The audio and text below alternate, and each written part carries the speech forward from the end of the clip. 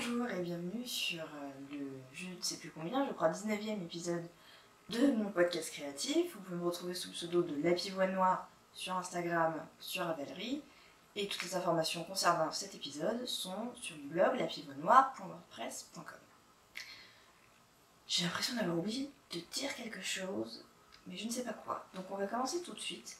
Et on va commencer avec les projets finis en couture.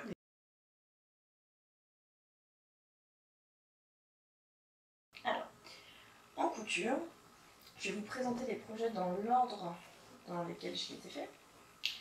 Alors, ça va mériter un petit coup de fer, tant pis, c'est pas grave. Alors là, je vais vous présenter la robe qui est la Darling Ranges Dress de Megan Nielsen, que j'avais déjà cousue une première fois et que j'ai eu très envie de me refaire. Alors c'est une robe qui est... c'est un patron qui existe en 3 versions, une version robe droite, ou plutôt un peu trapèze, une version avec des fronces à la taille, et puis on peut le faire aussi en blouse. Donc moi j'ai refait exactement la même version que ce que j'avais fait la dernière fois. La robe trapèze. Alors, je vais pas fermer les boutons, c'est pas très pratique. Donc c'est une robe qui est très sympa, que j'aime beaucoup porter avec une petite ceinture. Elle a des poches également, et surtout ce que j'aime beaucoup c'est son col en V. Il y a énormément de patrons qui sont avec des cols ronds, et c'est vrai que le col V, c'est beaucoup moins proposé quand même s'il y a des patrons très sympas comme la Zéphyr par exemple. C'est pas le plus courant. Hop. J'ai craqué sur le tissu quand j'étais à l'AEF. C'était au stand de Auguste et Pénélope. Donc j'ai craqué sur ce chambray là, qui est vraiment magnifique et qui est réversible en fait.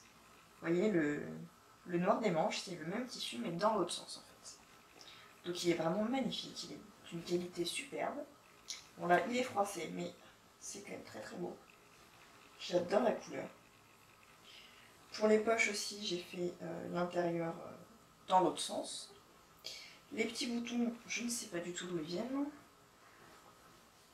Hop, les petits boutons, donc ils sont de ma collection perso, hein. Je ne les avais pas achetés exprès. J'avais beaucoup hésité avec d'autres boutons, je vous avais demandé votre avis sur Instagram et ça a été assez franc et massif. Alors, je vous montre un peu plus près ce que ça donne. Donc voilà, les boutons qui sont vraiment très très beaux. Et ce tissu qui est magnifique. Je trouve que le tissage est vraiment très très beau, ça donne comme un éclat, une sorte de reflet dans le tissu et j'adore. Je vais juste remettre mes lunettes parce que, en fait, je vous explique, je filme donc avec mon nouvel appareil photo.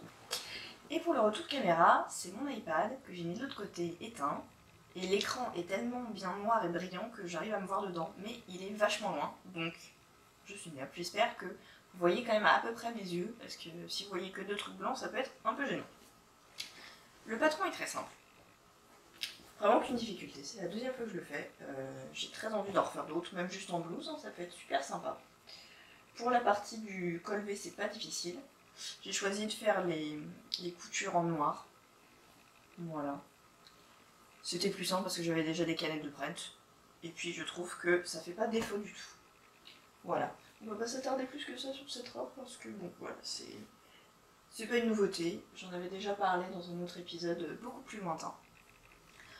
Mais voilà, c'est vraiment un des patrons vraiment, comment dire, validé et approuvé, que j'ai déjà fait, que je referai sans problème. Ensuite, je vais vous parler de la robe dite de la maison Victor. C'est une robe que j'ai faite pour ma sœur, qui voulait une robe un peu comme celle de Scarlet Witch. Je sais pas si vous voyez, bref, elle m'a montré une photo. Et on est tombé d'accord sur le modèle de la robe dite. Et donc elle est très très contente de ce que ça a donné. Là voilà, donc je l'ai faite en noir, hein, puisque c'est comme ça qu'elle était pour Scarlet Witch. C'est une gabardine un peu stretch de Mondial Tissu. Donc ce qui fait que la robe est assez épaisse. Et elle n'est pas transparente. Donc ça va être très sympa l'hiver avec des collants. Ça va être vraiment très très chouette. Alors, la robe dite. Beaucoup de points techniques. Beaucoup de pièces à découper. Ça allait de A à O, je crois. Donc oui, c'était quand même un gros morceau. Il y a eu beaucoup de décalcage, beaucoup de découpage, surtout que les marches sont pas incluses, donc ça rend la partie décalcage encore plus fastidieuse. Il y a le col, qui est mon premier vrai col de chemise, donc avec col et pied de col. Je m'en suis pas trop mal sortie, je pense. Je ne sais pas du tout si vous voyez, comme c'est du noir. J'espère. Donc ça rend plutôt pas mal. Bouton pression. Donc pose de bouton pression. Vous avez également le zip invisible, qui est une petite partie technique. Alors là, c'est l'endroit où je me suis un peu foirée. C'est pas trop un problème sur du noir, vraiment ça se voit pas des masses, mais vous allez voir, ou pas. Voilà, sur le côté où il y a le zip invisible, là, la ceinture est décalée en fait. Ça tombe pas bien en face, je sais pas pourquoi. Mais ça tombe pas bien en face de beaucoup quand même. Donc voilà, je ne sais pas pourquoi. À part ça, mon zip invisible, bon, il est plutôt invisible quand même, c'est pas mal. Je suis assez contente. Vous avez devant, c'est une découpe princesse. Hein, donc ça fait quand même pas mal de pièces. Dans le dos, hein, c'est pareil. Là, il y a la jupe foncée. Bref, il y a quand même pas mal de petites choses à faire. La petite languette. Bon. C'est du travail, hein, cette robe, ça c'est sûr. Mais finalement, c'était assez bien expliqué.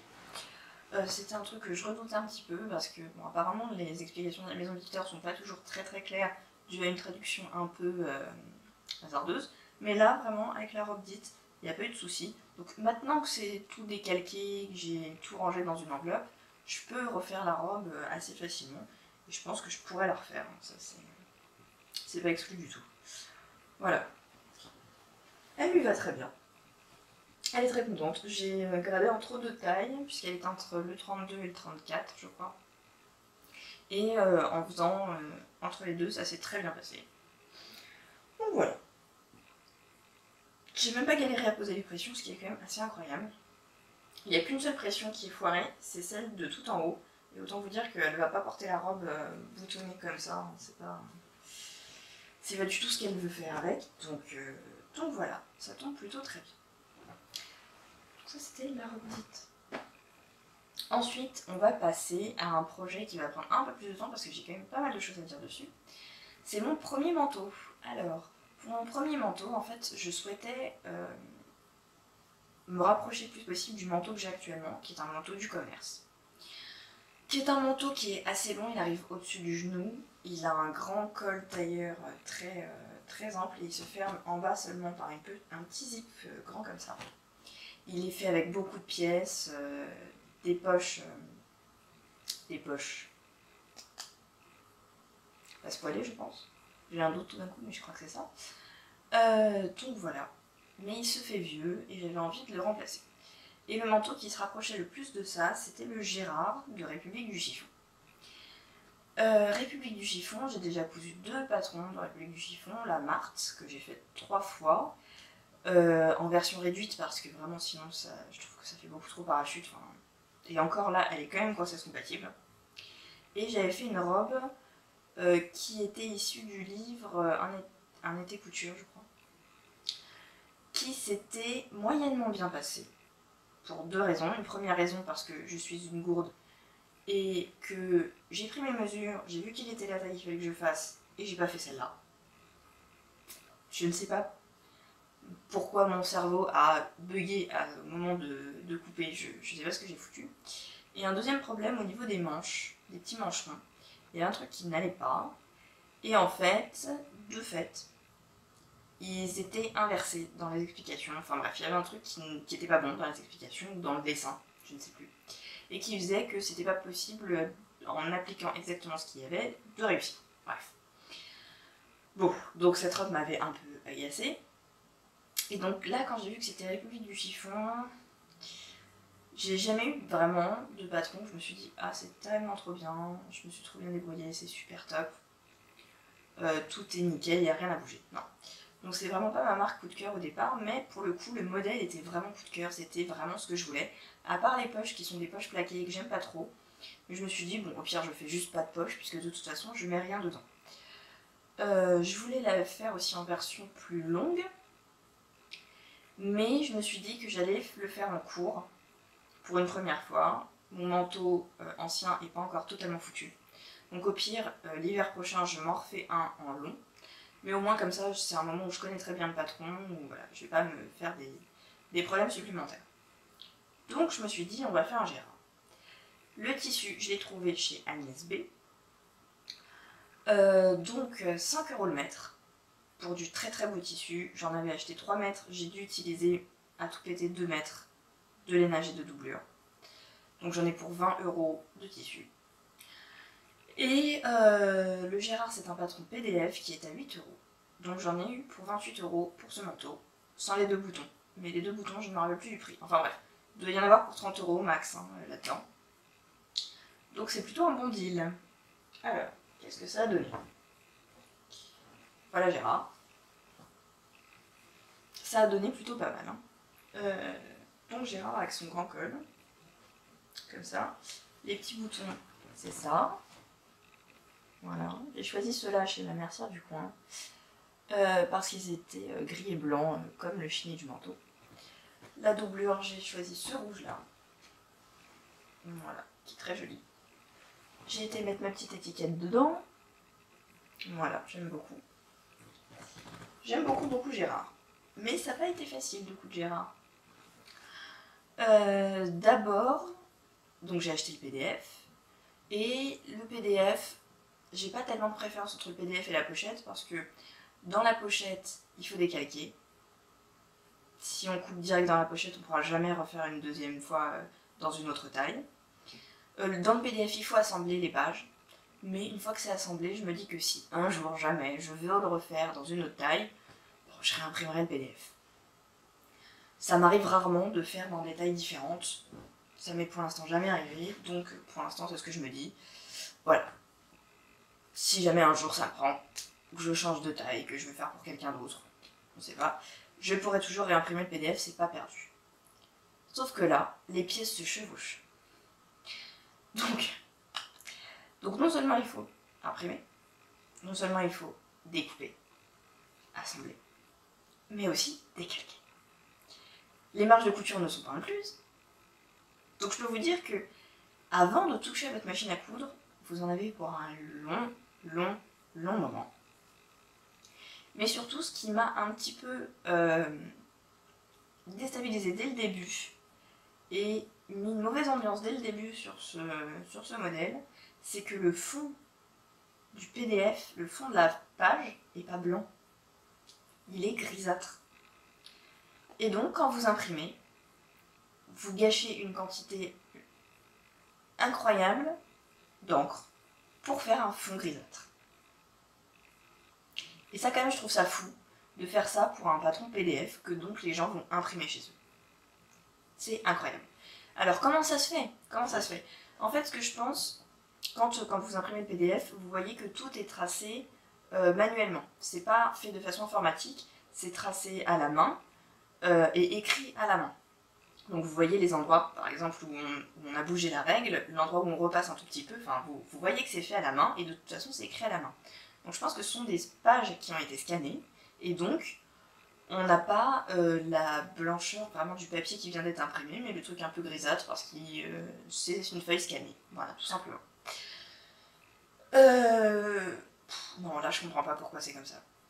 Ça devrait pas être comme ça, vraiment. Donc j'étais un peu... En commençant, je commence à faire mon truc. J'étais un peu stressée pour le col tailleur, parce que j'en avais jamais fait. Mais bon, donc je commence à tout faire, machin, tout se passe bien, les pièces tombent bien les unes en face des autres.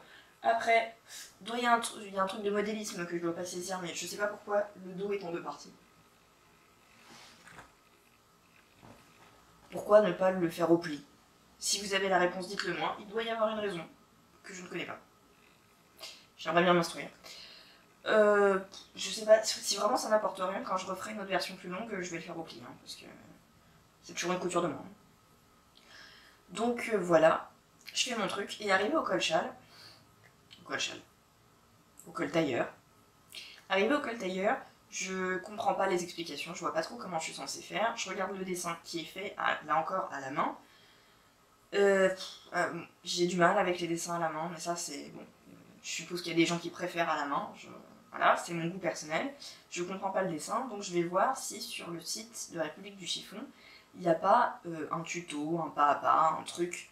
Surtout que c'est écrit dans les explications qu'il devrait y avoir un tuto dans l'année, et c'est un vieux patron, donc je m'attends à trouver un truc. Donc je tape Gérard République du Chiffon et je tombe sur le billet de blog qui annonce la sortie de Gérard et qui dit que certaines personnes se sont plaintes des instructions un peu minimalistes, mais que les patrons ne sont pas des cours de couture. Bon. Ok.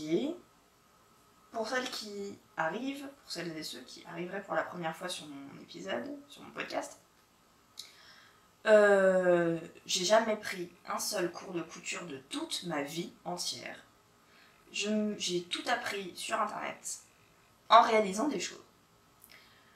J'ai tout appris en regardant comment c'était décrit dans les patrons, en regardant les tutos, en lisant les blogs. Vraiment tout comme ça. Et je ne me suis jamais dit je vais pas faire ce truc parce que ça m'a l'air trop difficile, que c'est pas fait pour un débutant. À aucun moment de ma vie j'ai fait ça. Je me suis jamais mis comme limite que j'allais pas y arriver parce que je venais de commencer. J'ai envie de le faire, donc je vais essayer de le faire. Et c'est pareil pour le tricot. Et donc là, en gros, on vous dit que le patron n'est pas là pour vous apprendre quelque chose, il est là pour que vous fassiez votre manteau, point barre. Et si vous n'y arrivez pas, c'est que vous n'avez pas le niveau. C'est juste le contraire de ce que je pense profondément. Donc, ouais. C'est mauvaise ambiance, je trouve. Voilà, ça m'a déçu. Parce que vraiment, ouais, c'est le contraire de ce que je pensais. Et c'est le contraire de ce que j'ai toujours fait. Et c'est le contraire de ce que j'ai voulu faire aussi quand l'année dernière, j'avais lancé le Cal Brioche.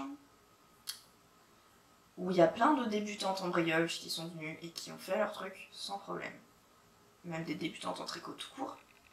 On s'est entraidés et on l'a fait, c'est tout. Voilà.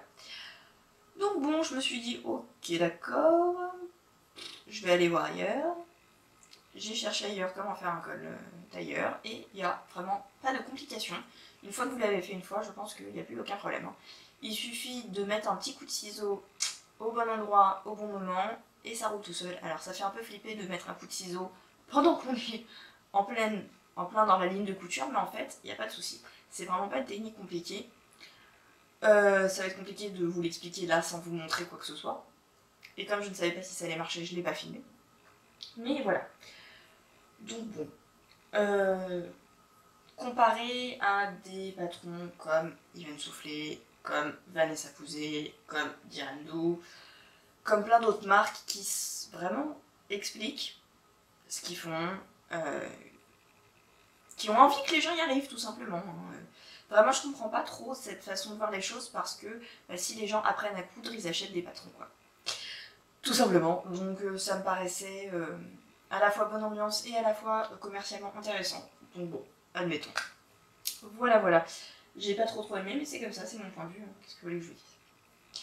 Sinon, donc autant pour le col, j'ai pas eu de soucis, autant après, à la fin, quand on assemble la doublure, voilà. Alors là, je me suis pas pris la tête, hein. J'ai été rechercher le patron de la veste Eagle de Vanessa Pouzet, qui est extrêmement bien expliqué, extrêmement clair, je l'ai déjà fait 3 fois, mais c'était il y a 1 an ou 2, donc j'avais un doute. J'ai été revoir, c'était limpide et je l'ai fait. Voilà. Donc je suis très contente de ce que ça donne. Vraiment très sympa. J'ai juste rajouté un petit truc. La doublure avait tendance à ressortir, à pendre un petit peu quand je mettais le manteau. Donc j'ai fait quelques points invisibles. Enfin le plus invisible possible. Voilà, celui-là on le voit à peu près. Je sais pas si vous allez le voir. On le voit un petit peu sur l'intérieur, mais pas sur l'extérieur. pour maintenir vraiment la doublure à l'intérieur. Et alors pour les boutonnières, j'ai eu un souci. Ma machine fait la boutonnière automatique, avec un pied spécial, où on casse le bouton qu'on veut coudre, pour avoir la dimension de la boutonnière dans le pied. Sauf que mon bouton était trop grand, et il ne rentrait pas dans le pied. Donc là vraiment je ne savais pas quoi faire, puisque je pouvais lancer une boutonnière, mais qui n'allait pas faire la boutonnière toute seule. Donc comment j'ai fait? Je vous le montre maintenant en dessin, c'est plus simple. Alors, je vais vous expliquer un petit peu comment j'ai fait pour ma boutonnière. Alors, il faut savoir que la machine, elle fait comme ça, elle commence comme ça, tac, tac, tac, tac. Elle monte, elle monte, elle monte, elle monte, elle monte, elle monte, elle monte. Tac, et là, elle repère que c'est la fin de la taille de la boutonnière, hein, grâce au bouton qu'on a mis à l'intérieur. Et donc, elle va repartir dans l'autre sens. Hop. C'est très moche, mais vous voyez le principe. Et là, on s'arrête. Moi, je ne pouvais pas lui dire, voilà, la taille de la boutonnière, c'est ça. Donc, ce que j'ai fait, c'est que j'ai juste pas mis de bouton dans le pied, hein, j'ai mis le pied normal. Et donc, elle est partie comme ça. Tac, tac, tac, tac, tac, tac. Moi, j'avais dessiné la boutonnière, et quand j'étais à la taille qui me convenait, j'ai retourné le manteau. Hop. Et j'ai lancé une deuxième boutonnière, que j'ai arrêtée au moment qui me paraissait correct. Voilà, tout simplement. Donc voilà. Donc ça, c'était pour Gérard. Le résultat final me plaît énormément, c'est vraiment ce que je voulais.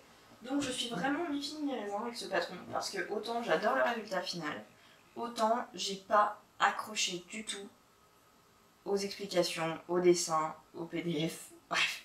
Ça a été un moment d'énervement à coudre pour un résultat qui me plaît énormément. Donc voilà, si le modèle vous plaît, allez-y, mais vous n'allez pas être aidé. C'est un peu le problème. Voilà, c'était pour le chapitre Gérard.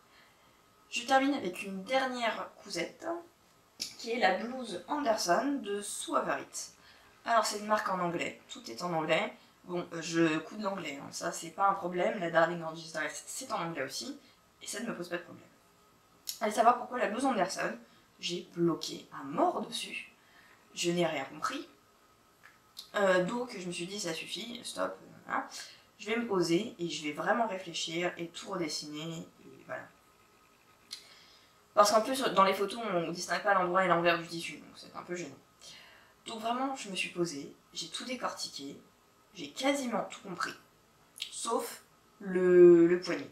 Mais en même temps, ce qui me gênait un peu dans cette blouse, que j'aime beaucoup le tombé, ce qui me gênait, c'était les manches très longues, parce que je travaille à l'hôpital et c'est gênant. Donc je me suis dit, le poignet, tu l'as pas pigé, c'est pas grave, de toute façon, on va raccourcir les manches, et on va faire des manches 3/4, ça sera plus facile à rouler sous la blouse, ça sera beaucoup plus simple. Donc c'est ce que j'ai fait. Alors, la boucler, voilà. Donc ça nous donne ça.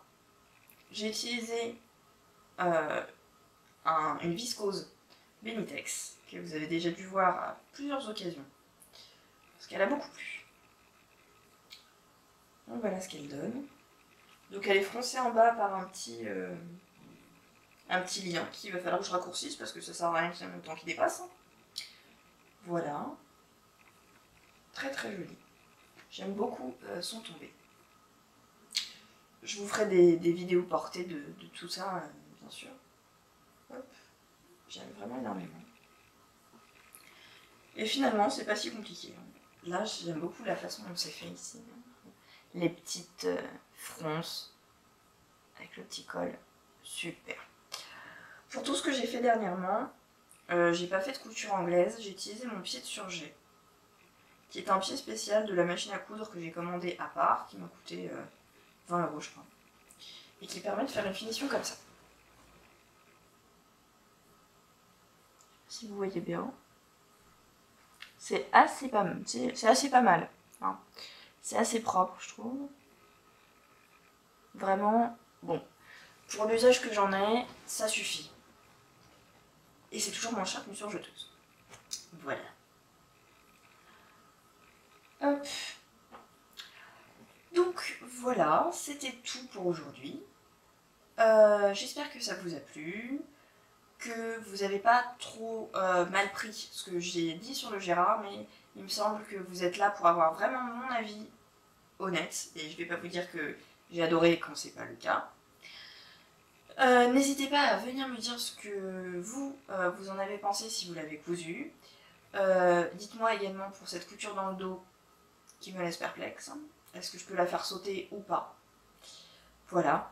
N'hésitez pas à me donner votre avis, on peut discuter gentiment, il n'y a pas de problème. Et je tenais à vous dire également un grand merci pour tous vos commentaires quand j'ai publié mon affectation sur Instagram. Donc pour celles qui ne m'ont pas suivi, qui ne sont pas sur Instagram, j'ai enfin eu le résultat de mon concours. J'avais mon classement, mais ça ne me disait pas ce que j'allais faire dans la vie. Hein. Et donc j'ai pu choisir la réadaptation à Rouen. Donc ce que ça signifie, c'est que je suis formée au CHU de Rouen. Donc quand j'ai des courses qui n'arrivent pas tous les 4 matins quand on est interne, mais voilà, de temps en temps ça arrive quand même.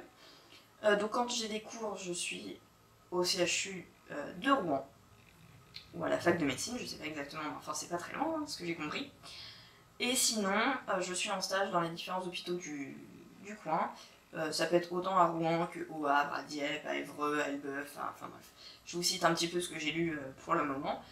Donc pour l'instant j'en sais pas plus, je ne sais pas à quel hôpital je vais être affectée pour ce premier semestre. Donc je ne sais pas si je vais habiter dans Rouen même ou pas. Voilà, je commence en novembre, hein. Mais c'est pas grave. Bref, donc c'est pas mal d'inconnus encore, malgré tout. Mais je suis très contente, je vais pas être très loin de ma famille, hein. C'est assez rapide normalement, je vais pouvoir revenir le week-end sans problème. Donc ça m'a l'air d'être une ville très sympathique, la spécialité me plaît beaucoup. Médecine physique et réadaptation, c'est vraiment un métier qui, je trouve, donne du sens à tout ce qu'on fait en amont avec les patients. Puisqu'en fait, il va s'agir de faire la rééducation donc, des patients, leur permettre de reprendre le cours de leur vie après des trucs aussi divers et variés qu'un accident de la route, que cette casse un col du fémur chez la personne âgée, qu'une maladie neurologique, chez qui que ça soit, hein, ça peut aller vraiment du tout petit enfant à la personne âgée. Ça peut être une blessure pour un sportif de haut niveau, ça peut être une opération orthopédique chez un enfant, ça peut être plein de choses. Et c'est permettre aux gens de retourner à leur vie d'avant, autant que possible, et de trouver les solutions au handicap qu'ils ont. Voilà. Donc moi ça me plaît énormément, et j'ai vraiment hâte de commencer. Donc voilà, je vous fais plein de bisous, et à la prochaine!